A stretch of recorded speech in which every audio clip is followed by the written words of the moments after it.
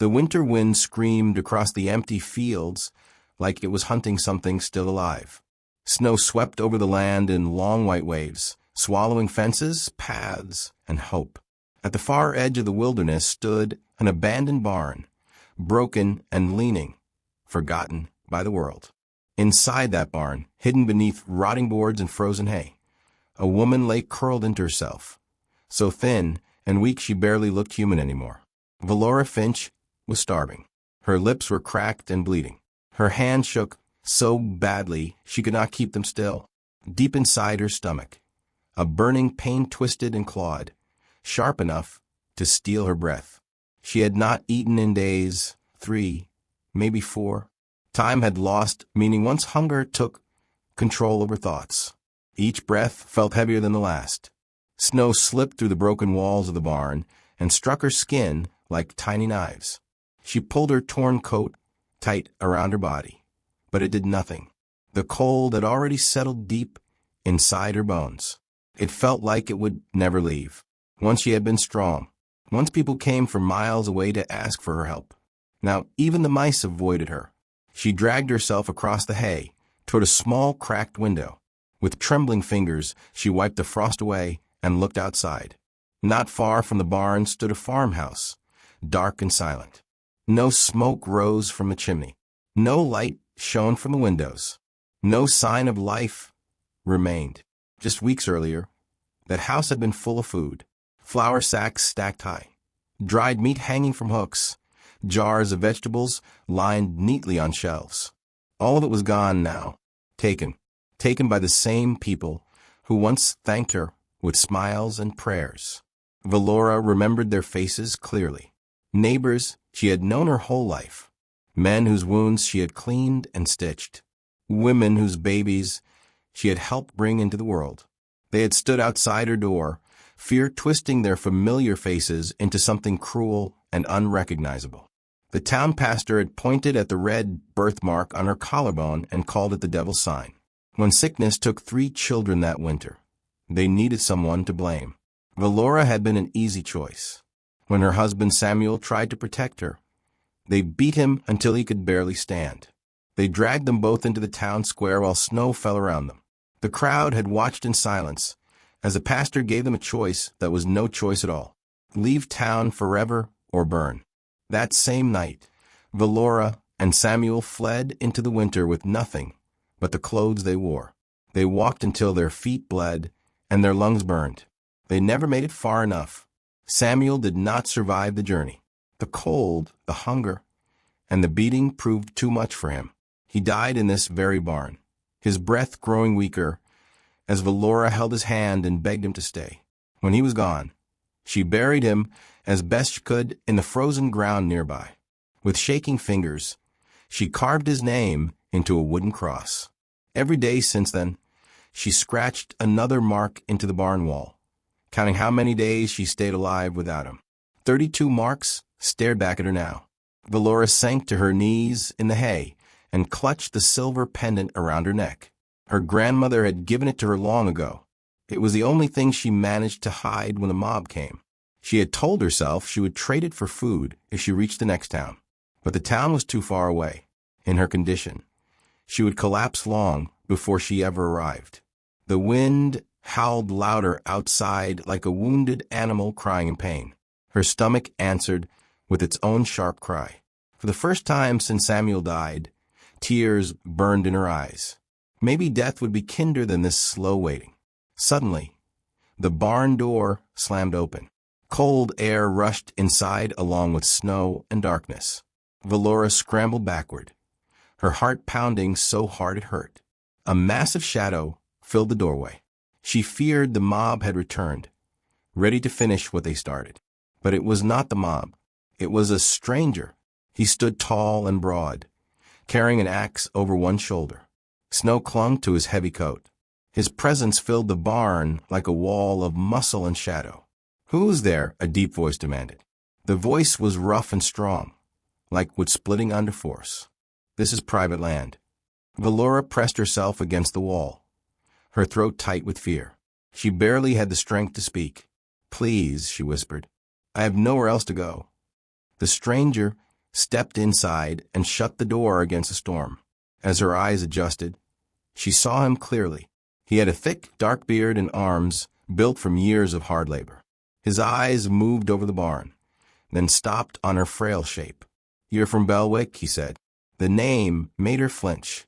"Not anymore," she replied weakly. His gaze dropped to her hollow cheeks and shaking hands. Something shifted in his expression. He set the axe down gently and reached into his coat, pulling out a small cloth bundle. When he opened it, the smell hit her like a dream. Bread. Warm bread and cheese. "When did you last eat?" he asked. She could not remember. "It doesn't matter," she said. "It does to me," he replied. "Eat." Her hands trembled as she took the food, forcing herself not to devour it like an animal. Each bite felt painful and wonderful at the same time. "Why are you helping me?" she asked between bites. "I'm not looking for payment," he said. "Just eat." Tears streamed down her face as she finished the bread. When she looked up, he was watching her quietly, standing in a way that blocked the worst of the cold. "My mother was burned as a witch when I was 10, he said softly. For growing plants they did not understand. Something inside broke open. For the first time in weeks, she felt seen. "My cabin is 3 miles north," he continued. "There's a fire and more food. You can come if you can walk." She nodded, unable to speak. "My name is Thorley Blackwood," he said, offering his rough hand. "Can you walk, Valora Finch? Or will I carry you?" As the storm raged outside, Valora placed her fragile hand in his. She did not know why fate sent this lonely lumberjack to her that night. She only knew one thing. Her life had just changed. The first step inside Thorley Blackwood's cabin stole Valora's breath, not because it was grand, but because it was warm. Real warmth wrapped around her body and sank into her skin like something she had forgotten existed. The fire in the stone hearth burned steady and strong, its orange light dancing across rough wooden walls. The smell of pine smoke and simmering broth filled the small space and made her knees weaken. "Sit," Thorley said, pointing to a chair near the fire. Valora lowered herself slowly, her legs shaking as feeling returned in sharp waves of pain. The heat stung, but she welcomed it. Only now did she understand how close she had come to dying. Life was slowly creeping back into her body. And it hurt, but it was a good kind of pain. Thorley moved around the cabin with quiet purpose. He poured steaming broth into a wooden bowl and set it in front of her with another piece of bread. "Slow," he warned. "Your stomach won't forgive you if you rush." She obeyed, taking careful sips. The broth was simple, but it felt richer than any meal she had ever known. "Why help me?" she asked softly. Thorley sat across from her, the firelight turning his dark beard a warm copper color. For a long moment he said nothing. "Because no one helped us," he finally replied. "When they came for my mother." Valora lowered her spoon. He said they could burn her. He nodded. "They called her a witch when the mayor's son died of fever. She used healing plants. That was enough." "And your father?" Fora asked. Thorley's jaw tightened. He couldn't live with it. He took his own life months later. "I was sent away. Grew up cutting timber." "I'm sorry." "It wasn't your doing," Thorley replied. Then he looked at her and added, "Just like what happened in Belwick. It wasn't yours." Something loosened in her chest at those words. She had not realized how much she needed to hear them. "You can stay here tonight," Thorley said, adding another log to the fire. "Tomorrow we'll see how strong you are."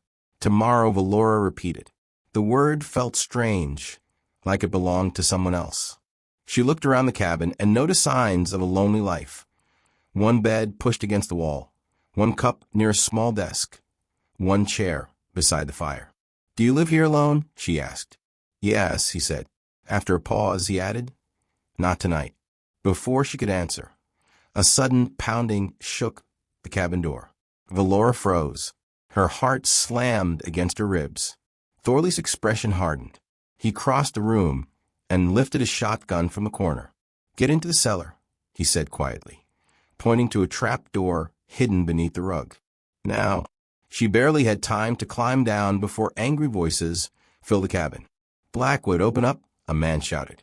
"We know the witch is here." Valora pressed herself against the dirt wall below. Jars of preserved food lined the shelves beside her. Her breath came fast and shallow. "There's no witch here," Thorley replied calmly above her. "Just me and my dinner." "We followed her tracks," another voice argued.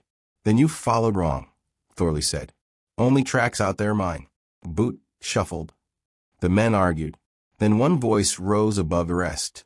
Silas Poot, head of the Belwick Council. "We have the right to search," Pitt declared. "You're on my land," Thorley answered. "Leave." The sound of the shotgun being raised echoed through the cabin.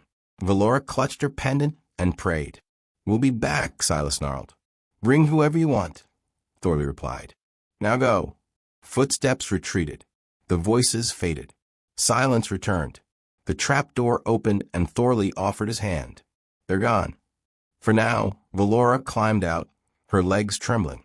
"They'll come back," she whispered. "Yes," Thorley said, "but not tonight." She straightened as best she could. "I should leave. I've put you in danger." Thorley stepped between her and the door. "And go where?" "Anywhere else. You won't survive the night," he said. "And I won't throw you back into the cold." "Why?" she asked, tears filling her eyes. "Why fight for me?" "Because I know what it looks like," he said quietly, "when fear decides a woman's fate." Valora sank into the chair, exhausted. "My husband died because of them," she said. "Tell me about him," Thorley replied. She did. Slowly, she spoke of Samuel's kindness, his love for spring, and the way he believed in her even when she doubted herself. Thorley listened without interruption.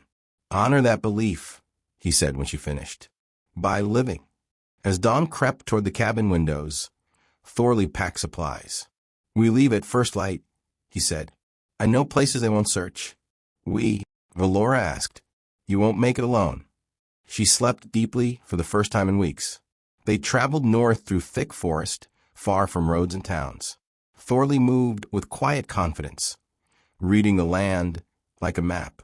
When they stopped to rest, he caught rabbits with practiced ease and shared the meat with her. "Where are we going?" Valora finally asked. "To my mother's people," Thorley replied. "My grandmother still lives." "Will they accept me?" she asked. Thorley met her eyes. "If my grandmother does, they all will." That night, as the forest fell silent, figures emerged from the darkness. Men with weapons stepped forward, watching carefully. "Hunters," Thorley said, speaking to them in a language Valora did not understand. After a tense exchange, the men lowered their weapons. "They'll take us to camp," Thorley said. "The elders will decide." The camp lay hidden in a sheltered valley, protected from the worst of the wind. Fires glowed inside bark-covered lodges. The air smelled of smoke, pine, and cooked meat. Valora felt many eyes on her, but they were not filled with hatred. An elderly woman with silver braids stepped forward. Her back was straight, her gaze sharp. She studied Valora as if weighing her soul. Thorley lowered his head. "Grandmother." The old woman touched his face, then turned to Valora and spoke softly. Thorley listened, then translated. She asks, "What burden do you carry?" Valora swallowed. "Tell her I was called a witch because I tried to heal. Tell her I lost my home, my husband, and nearly my life because of fear." The woman listened, then she laughed, not cruelly, but warmly. She spoke again and Thorley smiled. She says, "Only foolish people fear healers. You may stay." That night, Valora slept in warmth among strangers who did not hate her. For the first time since Samuel's death, her dreams were not filled with snow and hunger. But peace did not last. 2 days later, Thorley returned from hunting with a grim look. "Men from Belwick are gathering," he said. "They blame you for the sickness in their livestock." Valora's hands tightened around her medicine pouch. "The water," she said. "It was poisoned before I saw the signs." "They're coming here," Thorley said with ropes. Fear rose in her chest, but it did not control her. "Then I need to face them," she said. Thorley stared at her. "They won't listen." "They will if children are at risk," she replied. "And I can prove it." As torches appeared at the edge of the forest, Valora stood taller than she ever had before. Winter had tried to kill her. Fear had tried to erase her. But she was not finished yet. The rain began to fall as the mob reached the edge of the forest. Torches hissed and sputtered as water soaked the burning cloth. But the men pressed forward anyway. Anger pushed them harder than the storm ever could. Ropes hung from her shoulders. Fear sat in their eyes. Thorley stood firm at the front of the clearing, his shotgun lowered, but ready. The people of the camp gathered behind him, silent and watchful. Valora stepped forward beside him, her shoulders straight, her hand steady. "I will speak," she said loudly. Shouts answered her. Accusations flew like stones. Silas pushed his way to the front, his face red with rage. "You've cursed our town," he shouted. "Our cattle are dying. Our children are sick again." "No," Valora said calmly, her voice carrying despite the rain. "Your water has been poisoned." Laughter broke out among the men, sharp and mocking. "You expect us to believe that?" Silas sneered. "Yes," Valora replied, "because it is the truth. The mining camp upstream has been dumping waste into the creek. Mercury. It sickens animals first, then people." The crowd shifted. Murmurs spread. Doubt crept into a few faces. "It killed your children last winter," Valora continued. "Not me." The town pastor stepped forward slowly. "If this is true," he said, "how do we know?" "Test the water," Valora answered. "Stop drinking from a creek. Use the East Spring. You will see the sickness fade." A man near the back spoke up, his voice uncertain. "The symptoms fit." Silas lunged forward in fury. "She lies." Before he could reach her, a half-starved dog burst from the camp. The same dog Valora had once healed months ago. It leapt forward and bit Silas's leg, sending him crashing into the mud. Chaos erupted. Men shouted. Torches fell. Fear turned inward. "Enough," the pastor shouted. "We will test the water." By dawn, sick children lay inside Thorley's cabin. The same place meant to hide Valora now became a place of healing. She worked without rest. She brewed teas, mixed poultices, cooled fevers, and whispered calm words to frightened parents who only hours earlier wanted her dead. Thorley stayed by her side, lifting children, fetching clean water, and standing guard through the long night. Days later, riders returned from the city with proof. The mining company had poisoned the creek. Silas Pewitt had taken bribes to stay silent. Shame fell heavy over Belwick. Valora was cleared of every charge. Her name was spoken with regret instead of hate. "You saved us," the pastor said quietly. "I did what a healer does," Valora replied. They offered her a house, a position, a chance to return.